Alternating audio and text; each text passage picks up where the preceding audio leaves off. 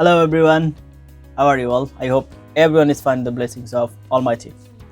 আপনি কি Duolingo exam দিতে চাচ্ছেন? Duolingo এক্সাম আপনার দেওয়াটা খুবই প্রয়োজন হয়ে পড়েছে, আপনার স্কলারশিপ আটকে আছে, আপনার ফরেন ইউনিভার্সিটিতে অ্যাডমিশন আটকে আছে, আপনার ভিসা প্রসেসিং শুরু করতে পারছেন না।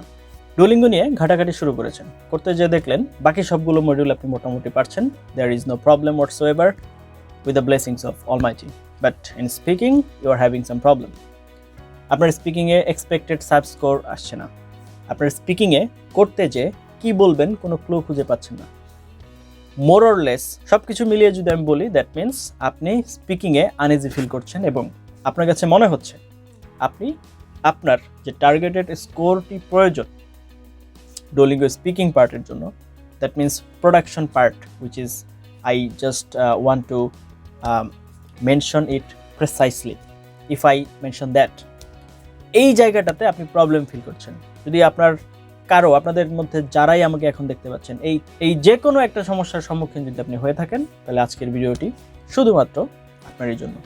আপনি অলরেডি জানেন আমি অনেক স্টুডেন্টকে Duolingo কোর্স করিয়ে থাকি। আমার অনেক স্টুডেন্ট রয়েছে যারা আল্লাহর রহমতে ভালো পরীক্ষা দিয়ে অলরেডি দেশের বাইরে চলেও গিয়েছে। তো সেখান থেকে ক্ষুদ্র কিছু অভিজ্ঞতা আপনাদের সাথে শেয়ার করতে চাচ্ছি। Welcome to my channel blueberry BD. যারা আমার চ্যানেলে নতুন এসেছেন তারা প্লিজ আমার Duolingo যে প্লেলিস্টটা আছে সেটা একটু দেখে আসবেন, আশা করি আপনাদের আইডিয়া হয়ে যাবে। আর যারা অলরেডি আগে থেকে আমার চ্যানেলে আছেন, that means you are the family members for me, আমার ফ্যামিলির অংশ যারা, তাদের জন্য অনেক অনেক থ্যাঙ্কস। আপনাদের সহযোগিতায় আজকে আমি এই পর্যন্ত আসতে পেরেছি।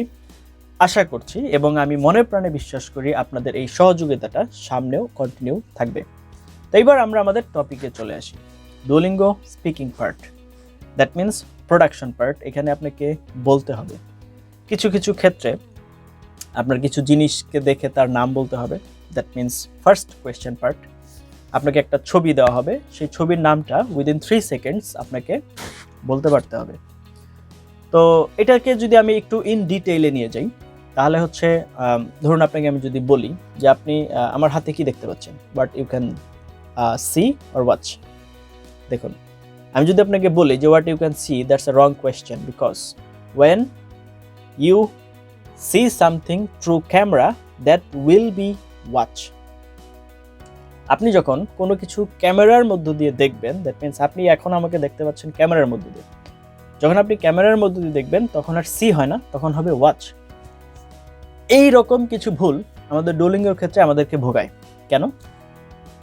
আমরা যখন নর্মাল রিয়েল লাইফে ইংলিশ প্র্যাকটিস করি তখন কোনোটাই ক্যামেরার মাধ্যমে দেখা বা ক্যামেরার মাধ্যমে বলা হয় না আমাদের।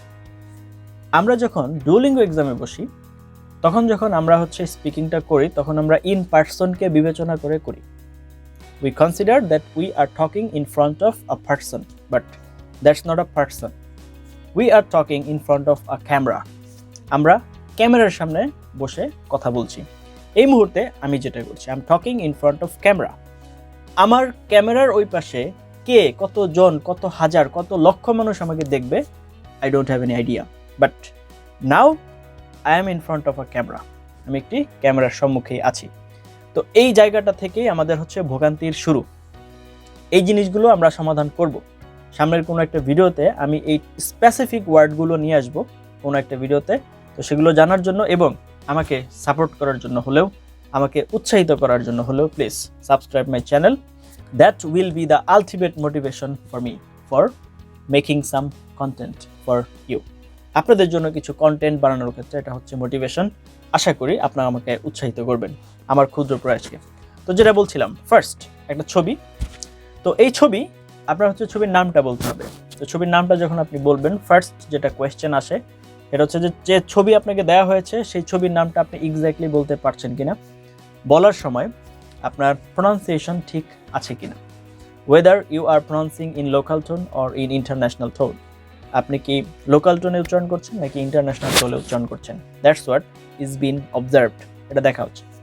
সেকেন্ডে কি আসছে, সেকেন্ডে আপনাকে একটা ক্লু দেওয়া হচ্ছে, সেই ক্লু এর উপর আপনাকে 30 সেকেন্ডস বলতে হবে। এখন এই ক্লু বলার ক্ষেত্রে আমাকে অনেকেই প্রশ্ন করে থাকেন যে স্যার আমার কাছে বলার মতো অনেক কিছু আছে, but I don't know what to say exactly for getting high score. That's a valid question, right? এটা একটা ভ্যালিড কোয়েশ্চেন, আপনার মনে ওই প্রশ্ন আসতে পারে যে আমি যে 30 সেকেন্ডস বলবো এর ভিতরে তো আমার সিলেক্টেড কিছু কথা বা ওয়ার্ড বলা উচিত যেন আমার একটা ভালো স্কোর আসে। এই জায়গাটা থেকে আমি আপনাদের কিছু হেল্প করতে চাচ্ছি। যখন একটা ক্লু দেওয়া থাকে দেখবেন ক্লুয়ের হচ্ছে দুইটা লাইন দেওয়া আছে, সেই দুইটা লাইনে একটা পক্ষ এবং বিপক্ষ দুইটাই থাকছে। তো আমরা যেটা ভুল করি শুধুমাত্র একটা পক্ষ নিয়ে বলে শেষ করে ফেলি, আরেক পক্ষের কিছুই বলি না, অথবা আরেক পক্ষ নিয়ে বলে শেষ করে ফেলি, এই পক্ষের কিছুই বলি না। একটা স্ট্যান্ডার্ড স্পিচের সর্বপ্রথম যেটা সেটা হচ্ছে আপনি কি নিয়ে বলছেন সেটাকে আইডেন্টিফাই করে দিতে হবে। দ্যাট মিনস আপনি ইকোনমি নিয়ে বলছেন, প্রথমেই আপনাকে বলতে হবে ইকোনমি কি। আপনি হচ্ছে কালচার নিয়ে বলছেন, কালচার কি। যে কোনো সেলিব্রেশন নিয়ে বলছেন, সেই সেলিব্রেশনের ফ্যামিলিয়ারিটিটা কি বা ইন্ট্রোডাকশনটা কি, এটা আপনাকে দিতে হবে। That means what you are explaining, what's that. সর্বপ্রথম হচ্ছে আপনাকে এইটা এনশিওর করতে হবে আপনি যেটা বলছেন সেটা কি। আমাদের লাইফে সেটা সুবিধা কি, সেটা অসুবিধা কি, পরের দুইটা পার্ট একদম ভেরি ইজি স্টেপস। ধরেন আমরা ইকোনমি নিয়ে কথা বলছি, তাহলে ইকোনমির সুবিধা আমাদের লাইফে কি, অসুবিধা কি। আমরা সেলিব্রেশন নিয়ে কথা বলছি, সুবিধা কি, অসুবিধা কি। আমরা হচ্ছে কোনো একটা স্পেসিফিক কাজ নিয়ে কথা বলছি, সেই কাজের সুবিধা কি, অসুবিধা কি। লাস্টে হচ্ছে এই বিষয়ে আমি আপনি আমাদের মতো সাধারণ পিপলরা এই বিষয়ে কী ভাবে, দ্যাট মিনস কনক্লুশন। এই চারটা স্টেপ যদি আমরা ফলো করতে পারি within 30 seconds, it's more than enough. What is the topic, advantage, disadvantage and conclusion. কনক্লুশনে আমি আপনি আমার মতো সাধারণ পিপলরা এই জিনিসটা নিয়ে কী ভাবে, just one line we need to express that. এটা হচ্ছে সেকেন্ড পার্টে। থার্ড পার্টটা তুলনামূলক tricky because you just bound to speak about one topic and you need to be specific on that. That means here you are going to encounter a picture. এখানে আপনাকে একটা ছবি দেওয়া হবে, এই ছবিতে আপনি কি দেখতে পাচ্ছেন সেইটা আপনাকে উইদিন 30 সেকেন্ডস এক্সপ্লেইন করতে হবে। এই ছবি এক্সপ্লেইন করার জন্য আমি একটা ফর্মুলা দিয়ে থাকি, একটা না দুইটা ফর্মুলা। একটা হচ্ছে অনগোয়িং ফর্মুলা, মানে হচ্ছে আপওয়ার্ডিং, আর একটা হচ্ছে ডাউনওয়ার্ডিং। দ্যাট মিনস একটা সামনের দিকে যাচ্ছে আর একটা হচ্ছে সামনের দিকে পিছনের দিকে আসছে। কিভাবে, আপনি যে পিকচারটা দেখতে পাচ্ছেন পুরো পিকচারটাকে একটা ফ্রেম করলে আপনি কি দেখতে পাচ্ছেন সেটা প্রথমে বলবেন। তারপরে তার চাইতে যদি আমরা এক ধাপ গভীরে যাই বা ডিপে যাই তাহলে হচ্ছে আপনি কি দেখতে পাচ্ছেন, তার চাইতে আরেক ধাপ যদি গভীরে যাই তাহলে কি দেখতে পাচ্ছেন, এবং সর্বশেষ ধাপে যে আপনি কি দেখতে পাচ্ছেন। এই যে চারটা স্টেপ, এখন হয়তো আপনার মাথা গুলিয়ে যাচ্ছে, আপনার মাথায় এটা বুঝতে সমস্যা হচ্ছে, আই আন্ডারস্ট্যান্ড। আসছি, সাপোজ আপনাকে একটা পিকচার দেওয়া হলো, একটা চিতাবাঘ একটা হরিণের পিছনে শিকার করছে, একটা বনের ছবি একটা ফ্রেম করে আপনাকে ছবিটা দিয়ে দেওয়া হয়েছে। তো এইখানে এটার ফার্স্ট আমি এক্সপ্লেনেশনটা দিব হচ্ছে an open land, a cheetah is trying to hunt a deer. একটা ওপেন ল্যান্ডে চিতা একটা হরিণকে শিকার করার চেষ্টা করছে। প্রথম অবস্থায় দেখে আমরা এটাই বুঝতে পারছি।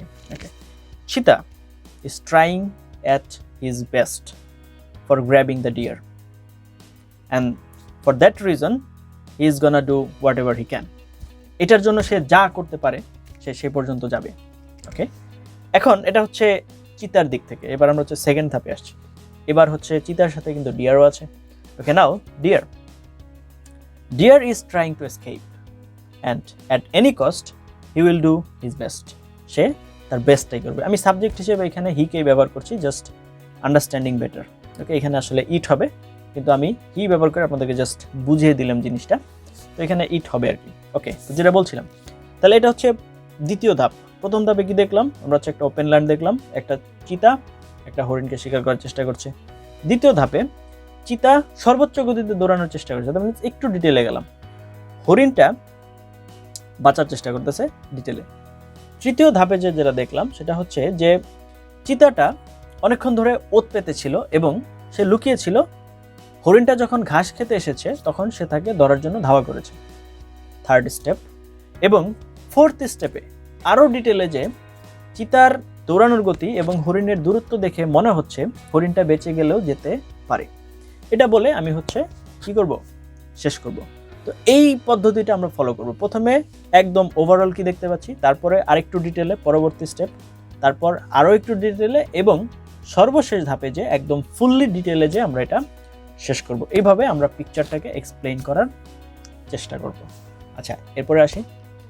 এরপরে আমাদের যে লাস্ট স্পিকিংয়ের ক্ষেত্রে যে পার্টটা আসে সেটা হচ্ছে আমাদেরকে দুটো টপিক দেওয়া থাকে, দুইটা টপিক থেকে আমাদের একটা সিলেক্ট করার অপশন থাকে। এই সিলেক্ট করতে যে আমরা হচ্ছে এখান থেকে যে কোনো একটা টপিক সিলেক্ট করে ওই টপিকের উপরে বলবো। এখানে আমাদের জন্য সুবিধা আছে। সুবিধাটা কি? এখানে ক্লু দেওয়া থাকে, 3 থেকে 4টা ক্লু দেওয়া থাকে। আমাকে এখানে 1 থেকে 3 মিনিট বলতে হয়। তোমার টার্গেট থাকবে আমি 3 মিনিট বলবো। That would be my ultimate goal. আমার টার্গেট থাকবে আমি 3 মিনিট বলবো, এর কমে যেন না হয়। আচ্ছা, তো আমি 3 মিনিট বললাম। 3 মিনিট বলার সময় আমাকে যেটা করতে হবে, ওইখানে যে 3টা বা 4টা ক্লু আছে ওইটাকে আমি সুন্দর করে ভাগ করে নেব। আমাকে এর বাহিরে যাওয়ার প্রয়োজনই নেই। ওই 3 থেকে 4টা ক্লু যদি আমি সুন্দর করে এক্সপ্লেইন করতে পারি, that would be more than enough. সেটা মানে বেশির চাইতেও বেশি হবে। আমাদেরকে ওই ক্লুগুলো, ধরেন যদি 4টা ক্লু থাকে তাহলে সময় হচ্ছে আপনার 3 মিনিট, তাহলে অলমোস্ট 40-45 সেকেন্ডস করে পড়ছে একটা টপিকে বা একটা ক্লুতে। তো আমার একটা নির্দিষ্ট ক্রাইটেরিয়া মেনটেন করে যে হ্যাঁ, এই টপিকে আমি 45 সেকেন্ডস, এই টপিকে 40, এইভাবে আমি জিনিসটা শেষ করব। এই ক্লুগুলো যদি আমরা এইভাবে মেনটেন করতে পারি তাহলে আমাদের আনসারটা স্যাটিসফাইং হবে। আমি মনে হয় আপনাদেরকে এই প্রশ্নের আনসারটা দিতে পেরেছি যে এই অল্প সময়ের ভিতরে আমি কোন জিনিসটা বললে আমি সর্বোচ্চ ব্যান্ডেজ স্কোরটা পাবো। আমার মনে হয় আজকের ভিডিওতে, আজকের লেসনে আমি চেষ্টা করেছি আপনাদেরকে সেই টপিকটা দিয়ে দেওয়ার জন্য। এখন যখন আপনি বলবেন, এই ক্রাইটেরিয়াগুলো ভালো করে বলার পর কোন কোন জিনিসগুলো আসলে অ্যাসেস করা হয়, সেই জিনিসগুলো নিয়ে ইনশাল্লাহ সামনে কোনো একটা ভিডিওতে আবার কথা হবে। এই কথাগুলো বলার জন্য কোন ধরনের বেসিক প্রয়োজন, কি কি জিনিস আমি প্র্যাকটিস করলে আমি এগুলো ভালো পারবো, সেগুলো নিয়েও ইনশাল্লাহ কোনো একটা ভিডিওতে, কারণ আজকের ভিডিও অলরেডি অনেক বড় হয়ে গিয়েছে, কোনো একটা ভিডিওতে আমি আলোচনা করব। আর ডুওলিঙ্গো সম্পর্কিত যদি কোনো প্রবলেম, স্পেসিফিক কোনো টপিক নিয়ে যদি ভিডিওর প্রয়োজন হয়ে থাকে অবশ্যই আমাকে কমেন্টে জানাবেন। আমি যত শীঘ্র সম্ভব সেটার উপরে কন্টেন্ট মেক করে আপনাদেরকে দেওয়ার চেষ্টা করব।